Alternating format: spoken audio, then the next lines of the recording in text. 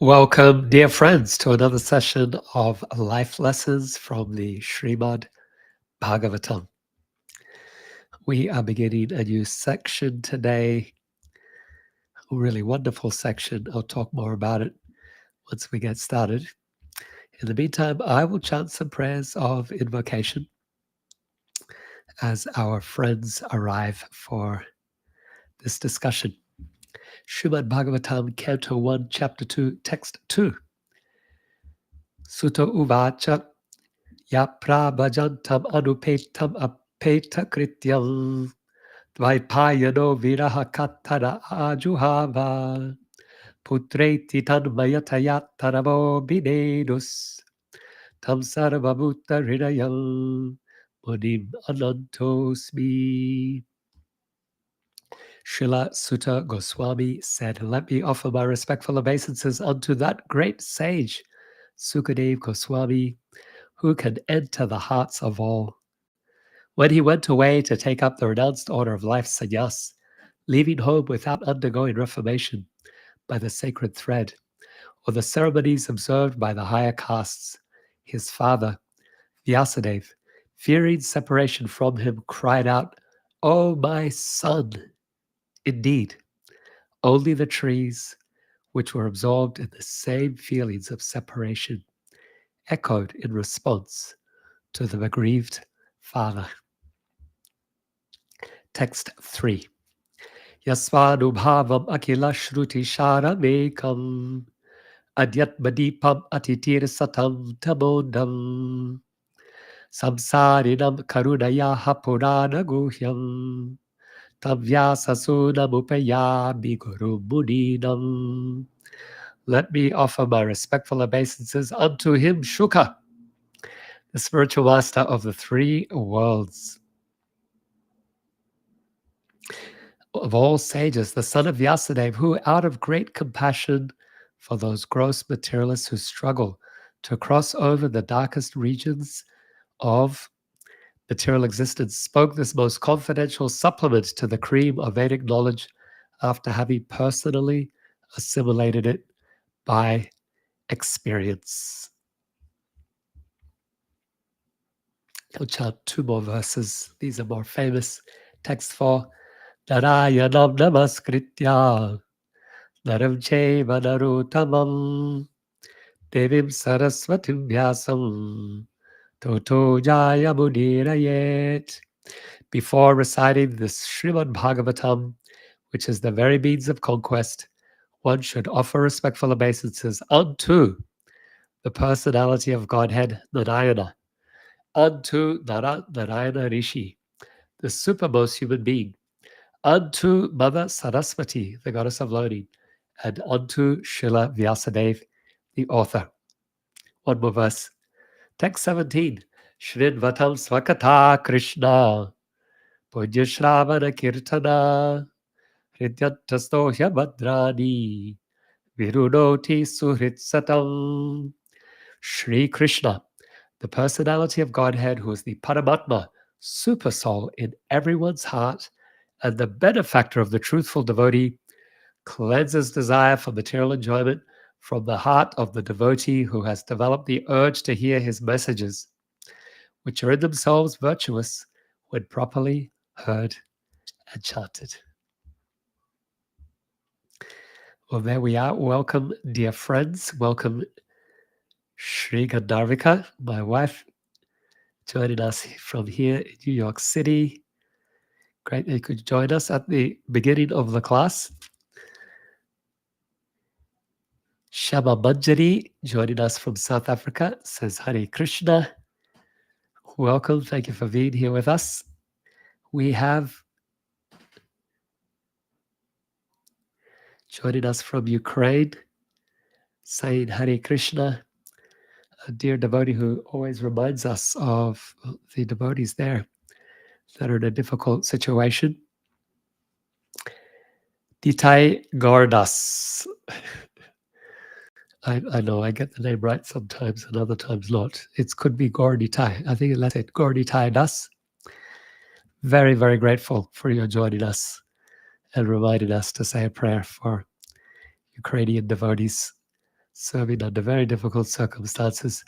And Amiyatma Prabhuji joining us from Christchurch, New Zealand. Welcome. Thank you for being here. On Instagram, we have Amit Sharma. We have Madhus Kutin Naidu. We have Tina Bhavesh. We have Radhara Rasastali Reshma, who says, Hare Krishna Prabhu and all devotees, my humble pranams, joining us from South Africa. Thank you for being here, Rasastali. Tina Bhavesh says, Hare Krishna. We have Love Nature Life 7 joining us from New York City.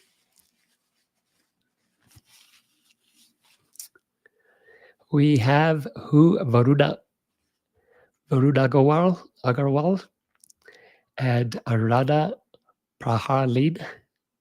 Mary Manju 2021, a regular participant. Keshav Rajesh and Adgiras. Thank you all for being here. We have a very nice section of Donald joining us from, Anandi joining us from Daytona Beach in Florida, says, Hare Krishna, good listening to you at the Bhakti Center Bhagavatam class. Okay, so thank you, Anandi. And we have Nikunja joining us from Auckland, New Zealand, along with Danika. They say, we're looking forward to your Sangha in Sri Vrindavan Dham. Looking forward to seeing both of you as well. Kirtina joining us from Norway. And then Anandi says Daytona Beach. Yeah, excellent. Thank you all so much for being here. We have a wonderful discussion ahead on this very famous section of the Bhagavatam. So Bhagavatam, Bhagavad Gita, they provide us with meditations on nature that is sometimes used for us as an entry point to philosophical instruction, connection with Krishna. And the Bhagavad Gita very famously has the 7th chapter where Krishna describes his vibhutis. He says, I am the taste of water, I am the fragrance of the earth, and so on. Such that when we taste water, we can remember, Rasoham Apsokunteya. This taste is Krishna. This fragrance is Krishna.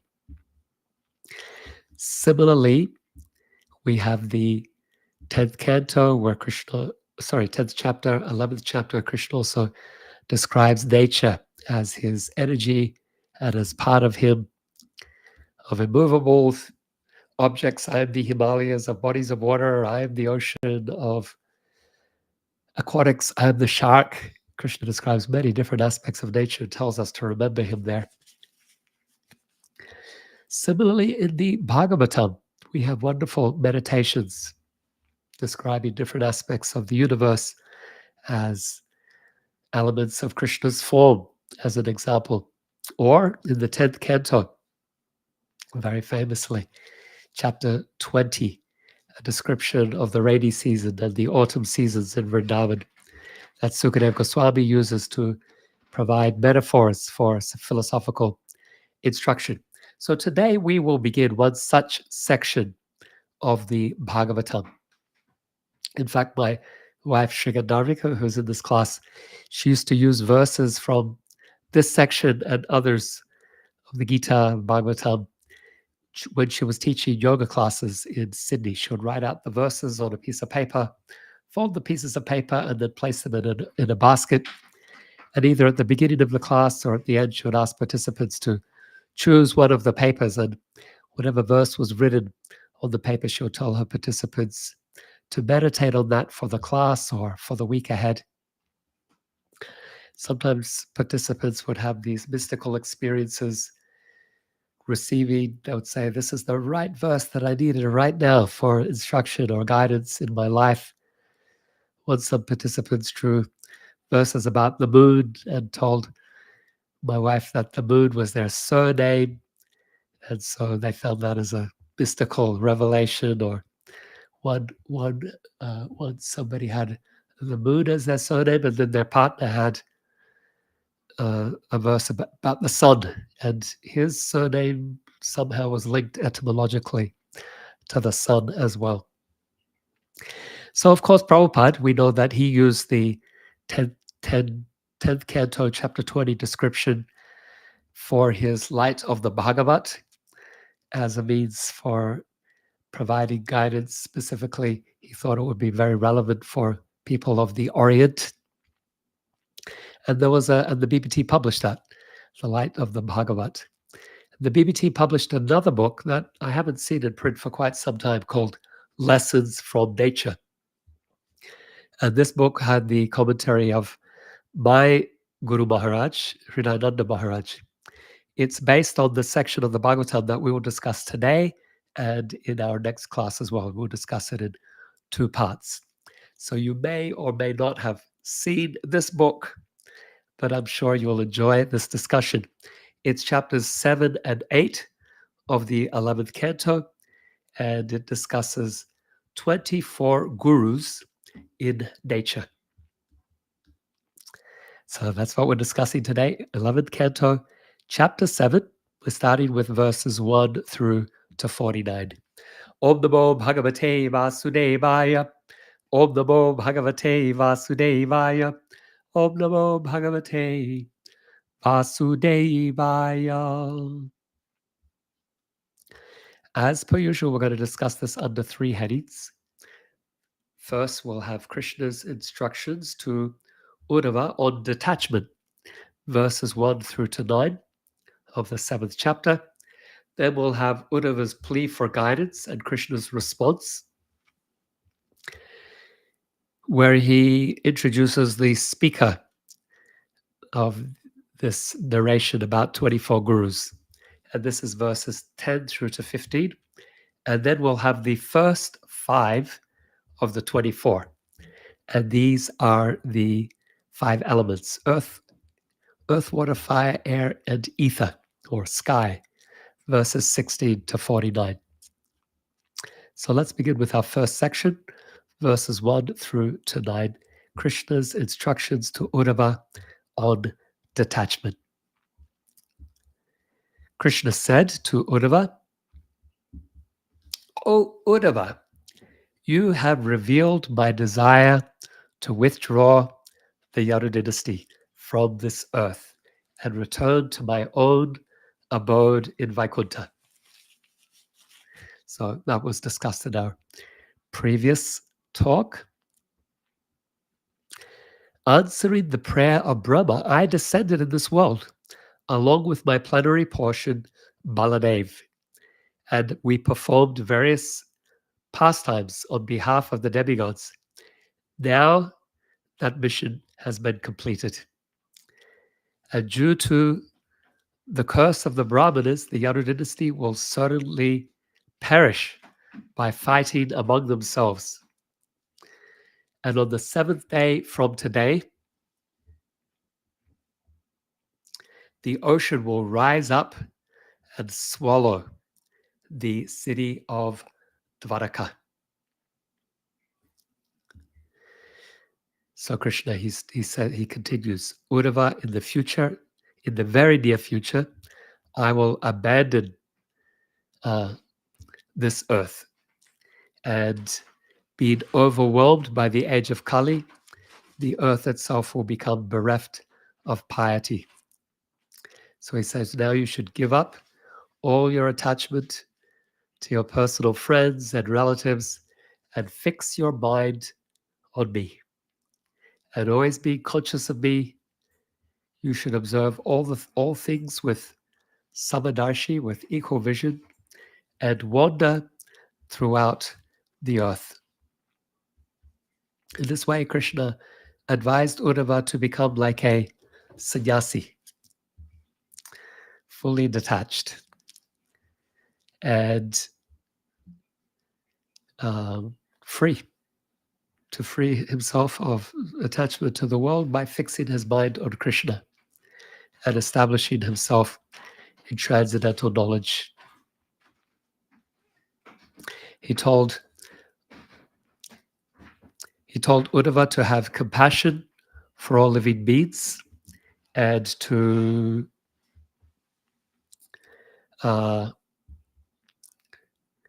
to have compassion for all living beings, and to be detached, free of contamination. And he said you should just wander throughout the world, which is just a manifestation of Krishna's illusory energy. At the end of this instruction, he's going to tell him, at the end of the 11th canto, he's going to tell him more specifically to go to Badrikashram. But for now, he says, this is his preliminary instruction. He wants Uddhava to be detached from his family and everything that will be keeping him in Dvarka. He says, you just wander throughout the world like a sannyasi. So we can pause here and reflect on what we have learned. I'm just switching the microphone over. So I've been informed that it's cutting in and out, so hopefully that's better now. We'll switch to a different mic. So Krishna's instruction to Uddhava on detachment, it's just a reminder for all of us that this world is temporary. Even so, the rise and fall of the Yadu dynasty, Krishna's own family, the eventual inundation of Dvarka. Of course, Dvarka is an eternal Dham manifest in the world. But in the world itself, even the Dhams, they sometimes manifest and sometimes they are unmanifest, because that is the nature of things in this world. And so ultimately, human life, we need to detach and be focused, singularly focused on Krishna. And when we reach this state of mind, we can be in this world with compassion, with clarity. So Krishna is reminding us here through his instructions to Uddhava that true freedom lies in focusing on the eternal rather than the transient, and in embracing a life of spiritual purpose and self-realization. So we go to our next section. Uddhava, he responds to Krishna's instructions.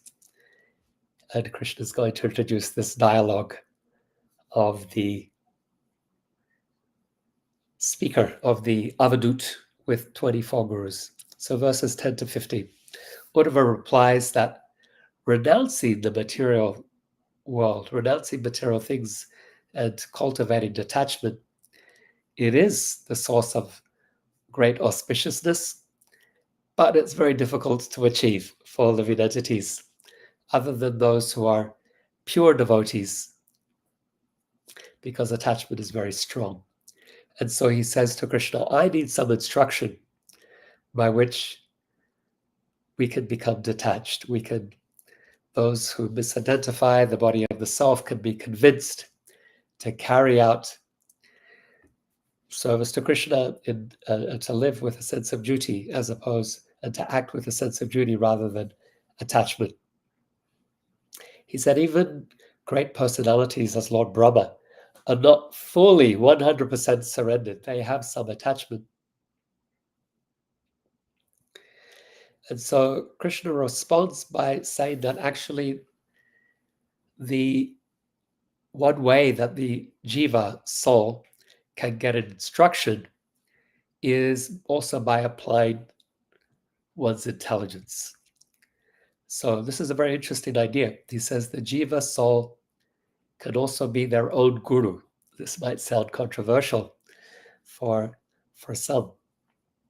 He said within the human body, the living being can search out the Supreme Lord by positive and negative means of Sankhya philosophy and ultimately achieve Krishna.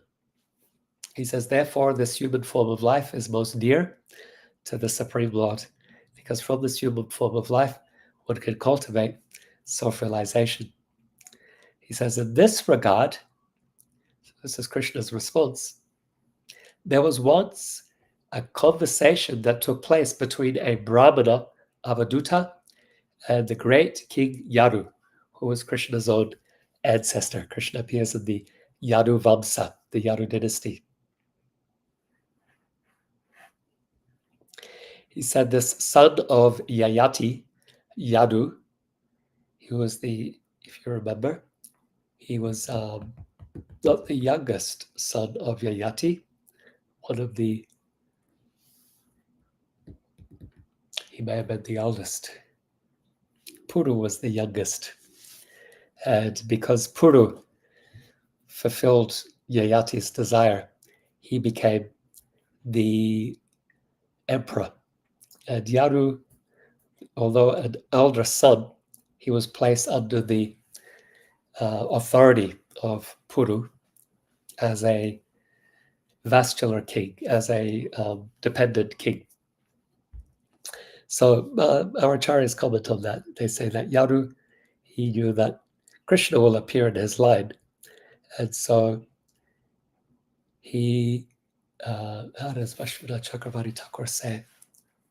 He says he knew that Krishna would appear in his line. I can't remember the details of that explanation. I'll have to look it up again. So anyway, this Yaru once encountered an avadut who was traveling about here and there. He traveled fearlessly in great transcendental ecstasy, and he acted in a way that was unpredictable. He said, Krishna says, he was just like a child, this avaduta. And King Yadu was impressed by him. Sometimes in today we say you have to find your inner child or become more childlike, because children are free, they don't have inhibitions, they are playful, they can be fearless. And so we lose that as we grow as adults. We become more doubting and self-conscious and afraid of judgment. But this avadut, he's like a child.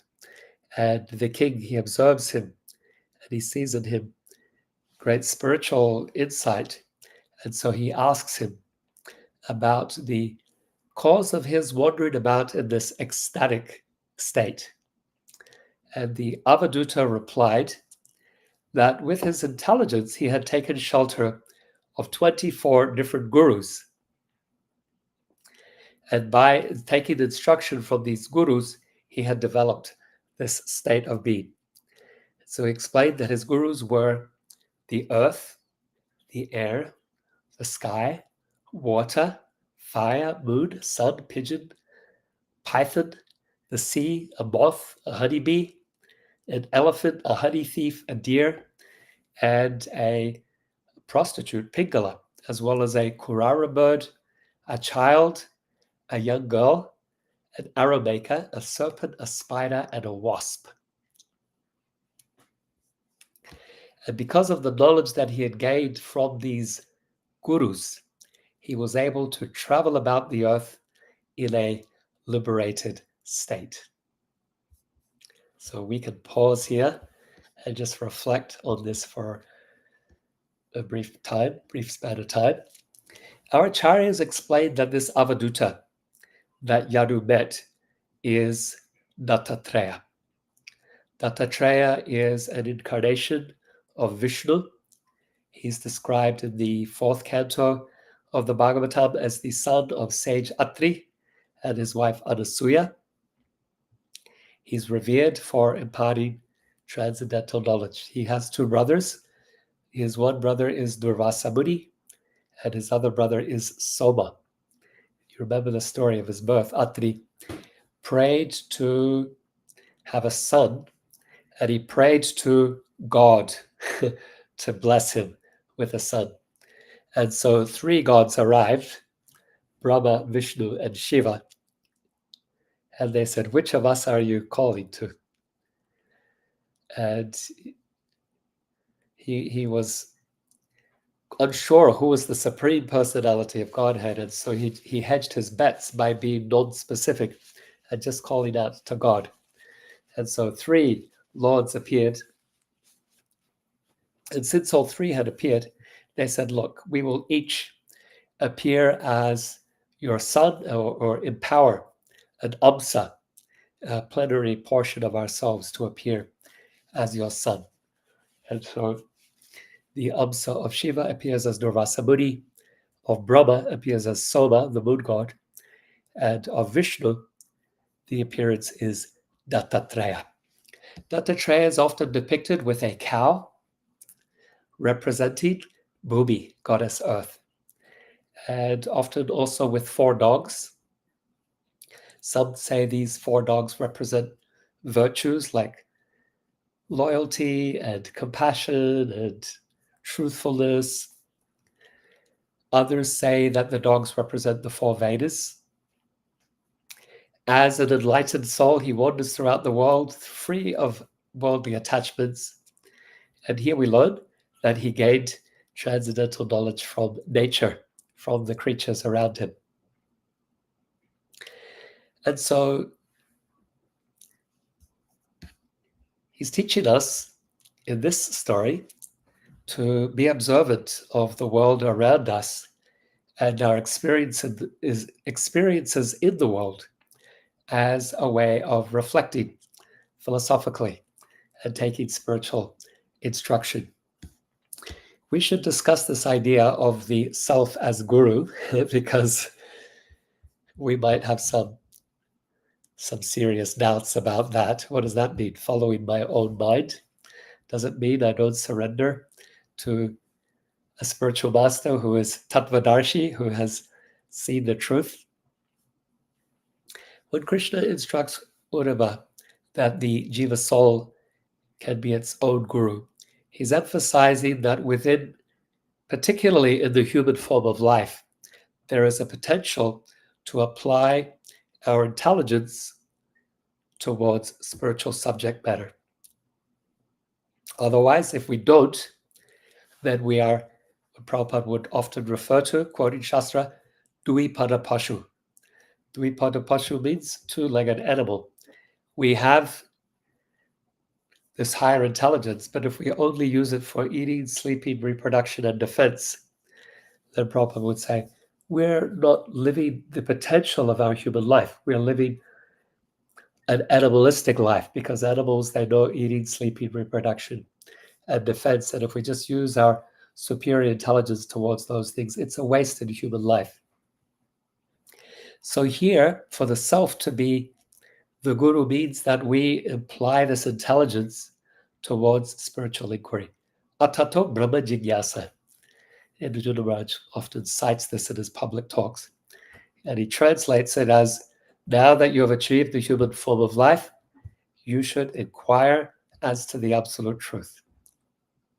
The first aphorism of Vedanta, Atato Brahma Jigyasa. Our acharyas explain, and it's also here in the verse, that this inquiry should be through direct means and indirect means. So direct means are practices of bhakti yoga. Apply your intelligence to cultivating bhakti through chanting the holy name, hearing Srimad Bhagavatam, serving Vaishnavas, and so on. Because only when our senses are purified through bhakti practices can we really benefit from this superior intelligence. Otherwise, the intelligence will also be clouded and taken over by the dictates of the senses and the mind, and it will pursue sense enjoyment. So that superior intelligence will be misdirected towards how do I get more sense gratification, as opposed to how can I inquire as to the absolute truth. Krishna talks about this in the Gita, the intelligence being colonized by lust. The indirect, so that's the direct means. The indirect means is when we perceive Krishna present in nature, using our intelligence to observe the order in the universe as an indication of Krishna's superior intelligence. So Dattatreya is teaching us how to do this, to learn valuable lessons from the world around us. And we're going to learn about what we can learn from the earth, what we can learn from the water, what can we learn from the sun and the moon and the sky and so on.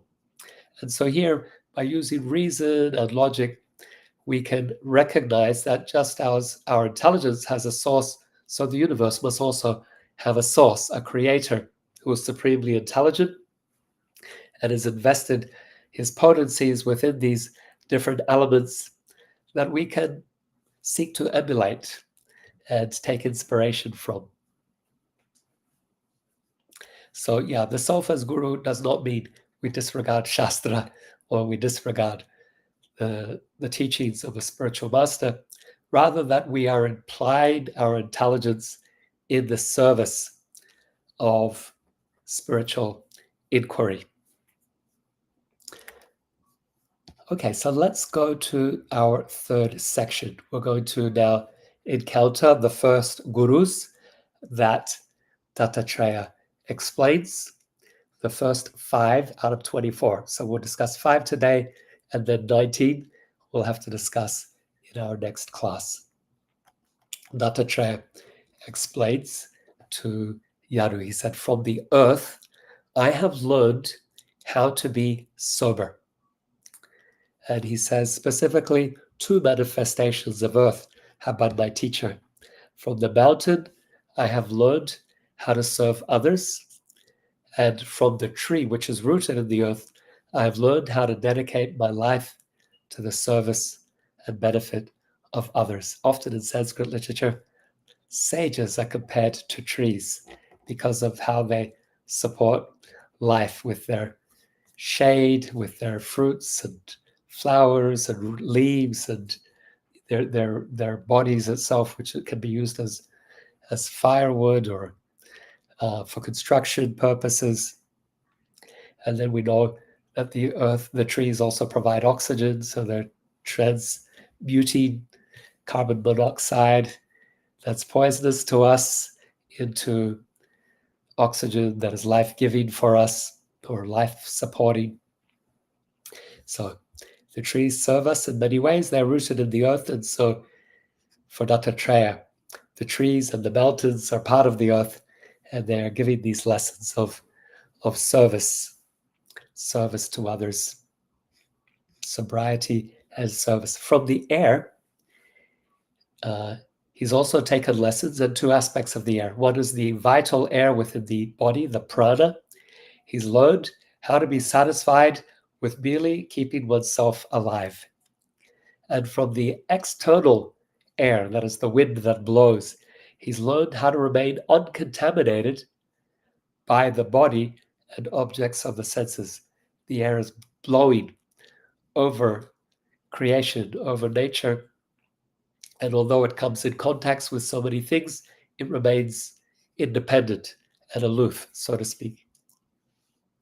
From the sky, or we will say ether, he's learned how the soul, which pervades all material substances, is both invisible and imperceptible and unimplicated. So the sky pervades all things. The sky is present in a cup, in a bottle. It is present around a table and a chair, present everywhere. He says in the same way, the soul pervades the body, yet invisible, imperceptible. From water, he's learned how to be naturally clear and purified, and to make a pleasing, gentle vibration. And from fire, he said he learned how to devour things without becoming contaminated, rather to purify those things that he devours. And also he's learned from fire how the supersoul enters every body and appears to assume its identity like the fire assumes the shape of wood. So we can pause here and just reflect on these 5 initial gurus. And although he's given them in a different order, generally we'll give the order as it's given in the Gita. Earth, water, fire, air, ether, mind, intelligence. Earth, water, fire, air, ether. So from earth, he's learned a foundation of selfless service and steadfastness, particularly in the forms of mountains and trees, how to be stable, how to be selfless, and to serve. From water, he's learned about the power of purification and clarity with a gentle flow and an ability to purify those things that it comes in contact with. We wash our bodies, we wash our clothes with water. And so in the same way, we can also try to be like that, those things that we come in contact with, to purify them. From fire, he's learned about the force of transformation and detachment. Fire consumes impurities without being dirtied by them. And also, like the soul, assuming the shape of a thing that it inhabits. And then air, contentment and purity. The internal air is content, maintaining the body. The external air being unattached to the things that it connects with, context. And sky, the nature of the soul. Teacher about the nature of the soul, pervading all things but being imperceptible. So very nice lessons from earth, water, fire, air, ether. Serve selflessly, be detached, be boundless, as in the soul, and then to purify with a gentle flow, to transform things, to transform desires through, even though we may come in contact with them. So together, these are guiding us towards a peaceful, wise, purposeful existence in the world. Wonderful qualities for us to seek, to cultivate. So let's conclude with a prayer where we also summarize our lessons. Beloved Krishna, you who guide us through the fleeting dance of life, remind us that all worldly attachments are but shadows passing in time's march. Teach us, as you taught Uddhava, to rise above the transient and fix our hearts on you, the eternal. In this we find our freedom. Through the wisdom of your incarnation, Dattatreya, we learn that the earth, the sky, and all living beings whisper your truths. Let us seek you both within and without, using the intelligence you have gifted us. Guide us to discover your presence in the world around us and in the quiet corners of our souls. From the earth's stability, water's purity, the fire's transformation, air's detachment, and the sky's vastness, may we glean the wisdom to live with balance, service, and surrender. In our journey, may we always remember that it is you, our dearest Lord, who moves us towards the light of eternal truth. So, thank you all once again for being with us. I'm going to acknowledge some of you who joined as we started speaking. And in the meantime, if you have any questions or comments, type them in the chat and we can discuss and explore these ideas further. So we have with us Janavamata joining us from Dunedin in the South Island of New Zealand. Thank you for being here, Janavamata. Great to have you back after your travels in Fiji. Sunny Takar says Hari Bol. Welcome, Sunny. We have with us Wade, who says Jai Shri Krishna, dear Shri Prahlad, Bhakti class of wisdom knowledge. Wade joins us from Melbourne, Australia. Michal joining us from Poland says Hare Krishna. Welcome, Michal. Great to have you here again. It's been a while. I understand the time difference is may not have worked with you when we moved to the US. Gaurachandra joining us from New Zealand says Hare Krishna. Krishangi is with us from Sydney, Australia. Joan joining us from Sydney, Australia. Mossman says Hari Bol. Great to see you, Joan. Thank you for being here. My greetings to you and to Ananda as well. I've been thinking of you both in recent days. Kirtina says, wonderful wisdom class. Thanks, Kirtina. And Achutananda joining us from the UK says, Hari Bol. Welcome, Achutananda. Great to have you here. So let's just check over on Instagram and see if there are any questions. So Decremon says, I think you're sick. You might need some rest. Sorry about the typo in the previous message. Decremon, thank you for your concern. You know what? I have sinus and allergies, and it's just the way my life is. So not much we can do about it. But thank you for your concern. My general state of being.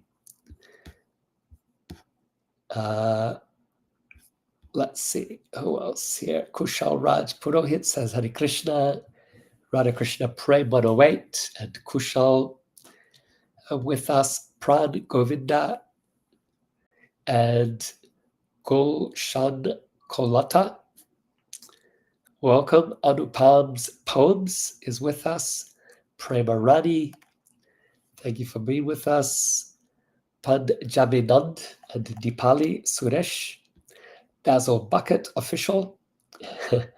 Rohisha 97, Tanmai 24 says, hello, sir. Hello, Tanmai. Arpan is with us. Nekraman, Wayne Believer, Higher Creator. Tilak 5527. Kate's Feast. Talia Barak and Lalita Sundari. Thank you all for joining. Chanavamata has a comment. Chanavamata says, thank you for another wonderful class and beautiful prayer. One question. It seems if we focus too much on detachment, it makes it hard to have emotional connections with others, especially if everything's temporary and based on illusion. So thank you for that observation.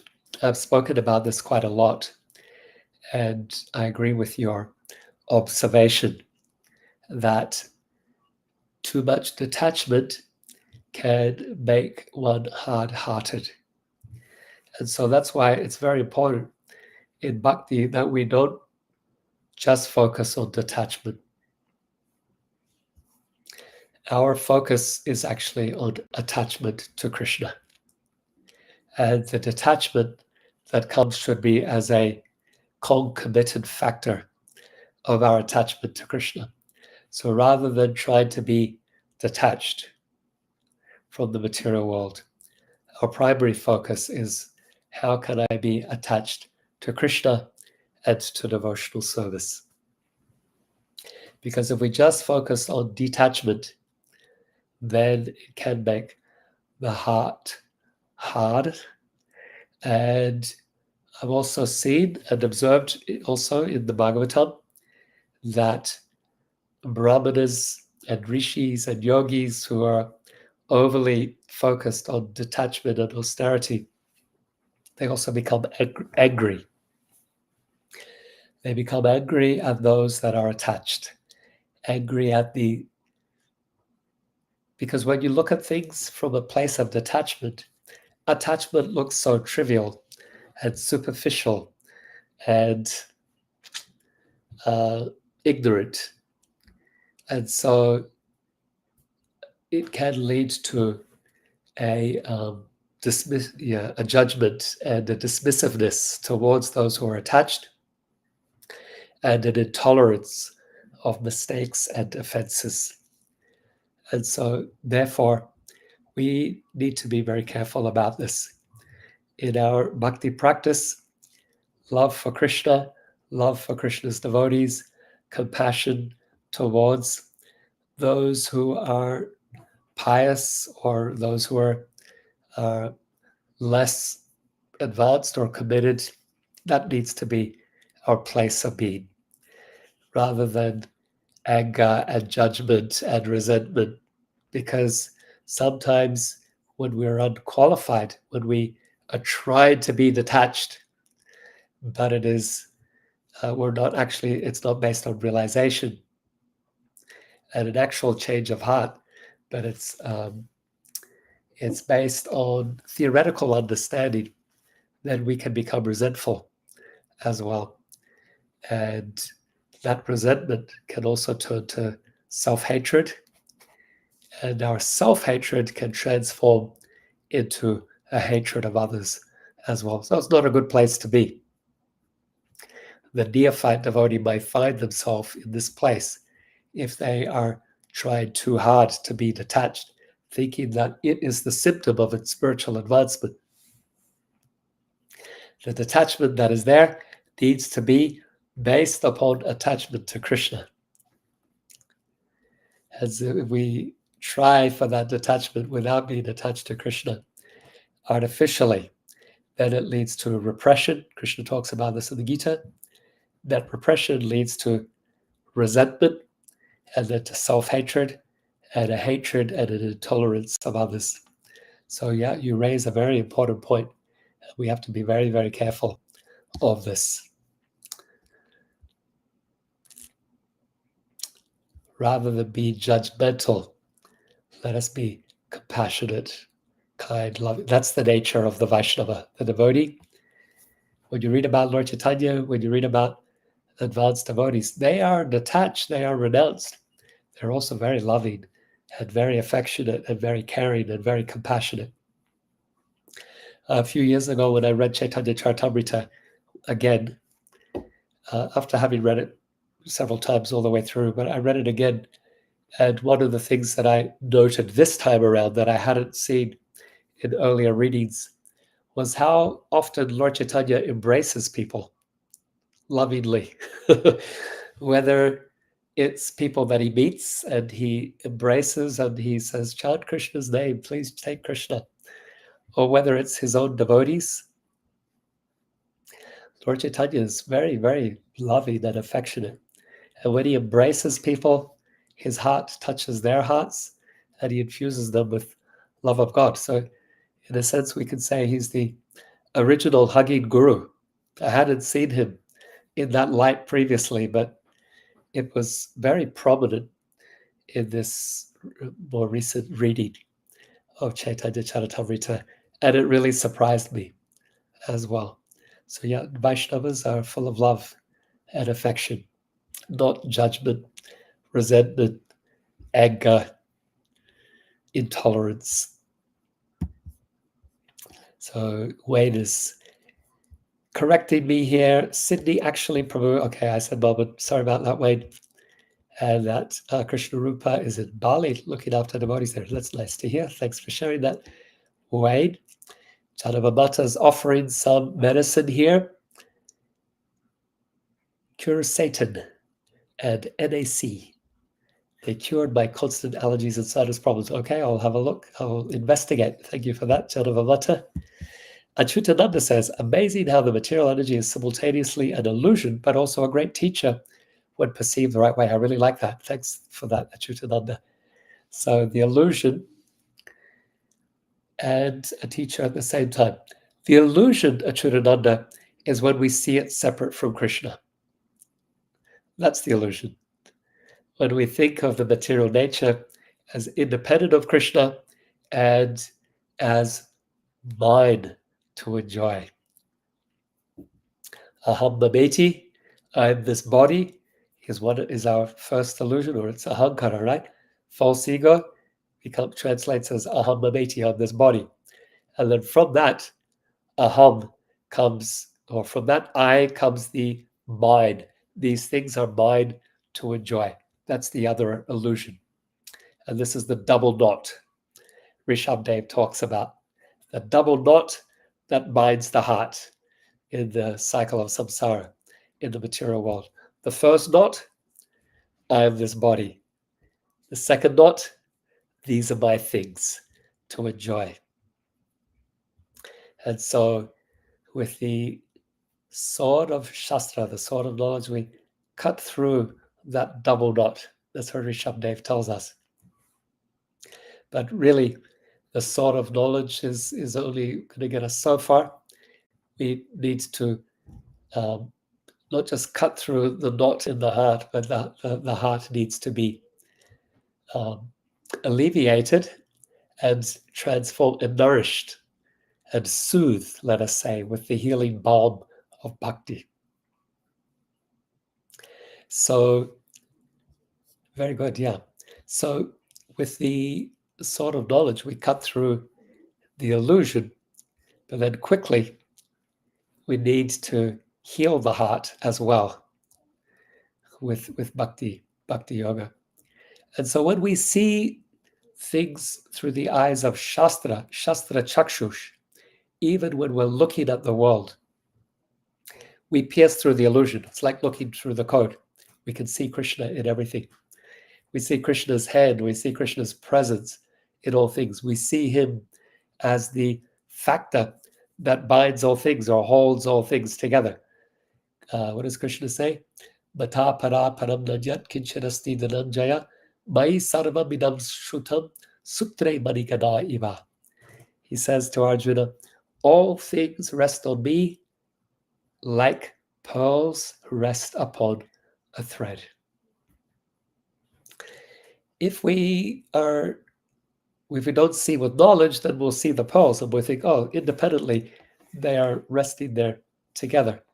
But if we look with knowledge, we know, yeah, there is a thread behind those pearls, or within those pearls, there is a thread that holds them together. That thread is Krishna. So see, the thread can't be seen. It is only seen with knowledge. Unless we toss those pearls apart and we actually see the thread with our eyes. Otherwise, we just see with knowledge. We know that it's there, even though we can't physically see it. And so with Shastra Chakshus, we see Krishna behind everything in the world. We see everything is depending on him, resting on him, that he's present in all things, that everything is his energy. And so when we see that way, then that is nourishing of bhakti, and it is healing.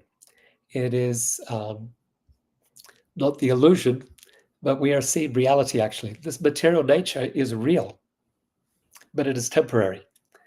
The impersonalists think that it is a complete illusion. But in Vaishnava Siddhanta, we understand the material nature is real. It is Krishna's energy, but its manifestations in this material nature are temporary. So when we can see things in that way, we're not seeing illusion, we are seeing reality. And so we see through the illusion. But it's very good. I like your observation. The material nature, we see it one way, it is illusion. We see it another way, it becomes our teacher, and it nourishes our spiritual cultivation, spiritual practice. Achyutananda says, fire not only purifies without contamination, it provides heat and light while doing so. A great soul is like that too, providing illumination and shelter while not becoming entangled. Very good. Thank you for that. I would say that we can take Dattatreya's instructions as a starting point, and we can further explore as well what other insights and lessons we can glean. Shamalaki says, Hare Krishna. Thank you, Shamalaki. Shamalaki says, compassion, how to find the balance as Krishna asked to kill in Kurukshetra. Compassion has many aspects as well. It's not just a sentiment. It's the feeling of emotion is one aspect of compassion, an emotion of kindness and sensitivity and gentleness. That's one way that compassion is expressed. But compassion can also be expressed fiercely. There are scholars in the field of compassion studies who talk about fierce compassion. And that's when compassion takes a defensive posture, like a mother might defend her child by taking a defensive stance. Her compassion for her child leads her to also take this stance of strength and fortitude. So yeah, compassion is not just one-dimensional. It has many aspects. We can think of compassion as the hand of giving, but it can also be a closed fist of strength and protection. So Arjuna is being asked to fight the Kurukshetra war. It's also about protection. Krishna wants him to fight, not for himself, not because of ego, not because of anger and rage, not because of selfishness, but in a spirit of service, in a spirit of performing his duty as a king who has to give protection and shelter to others and to protect Dharma. So this isn't contradictory to compassion. How to find the balance?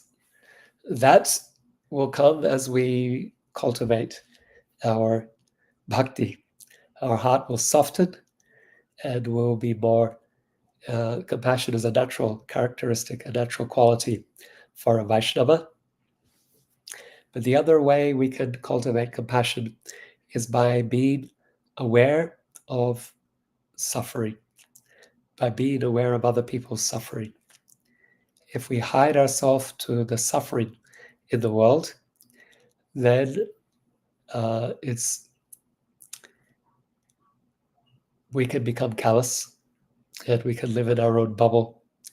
But as we become aware of suffering in the world, then our heart can also, it can soften, it can harden, but it can also soften when we lean into the suffering of others and even into our own suffering. So in our own struggles, as a Vaishnava, as an aspiring Vaishnava, someone who wants to be Krishna's devotee, Krishna may also put us into hardship and difficulty. And as we go through those challenges and experience our own suffering, it can also make us more empathic and sensitive, sympathetic towards the suffering of others as well. So we can lean into other people's suffering voluntarily. We can notice our own suffering and give ourselves compassion, or Krishna may force us into situations where we suffer, and this will make us aware of it, and we'll be able to see it in other people's lives as well, and we will be able to empathize and be sensitive to that, and to be able to hold them in their pain, hold them in their struggle. So what I would say is, don't avoid suffering, don't ignore suffering, but be conscious to recognize it. And when we recognize it, we can empathize with it. And when we empathize, then we can also seek out ways to respond to alleviate the suffering of others. That's how we cultivate compassion, both in ourselves and in others as well. Abhiyatma says different incarnations have different roles and display different opulences. What was Dattatreya's role and opulence? So Dattatreya, he teaches knowledge of detachment. That's his role. He's like Hamsa Avatara and the four Kumaras. He's in a similar kind of category. The four Kumaras, Hamsa Avatara, and Dattatreya, they teach Shankya philosophy. They help us to understand the world in a philosophical way, and thereby to become detached from it. The opulence they display is detachment. Thank you for the question. Detachment and compassion, both. Yeah, they're also very compassionate. Chanavamata says, thank you for your clear and compassionate answer. Srila Prabhupada is a perfect example of loving attachment and detachment. And yes, Gauranga Mahaprabhu as well. Yeah, thank you. Thank you for those insights. Achutananda says, thank you. And Shamalaki says, great deep answers. Thank you, Prabhu. Yes, Krishna put us in someone's shoes to understand what we judge sometimes is not right. Yeah, that's right, he does.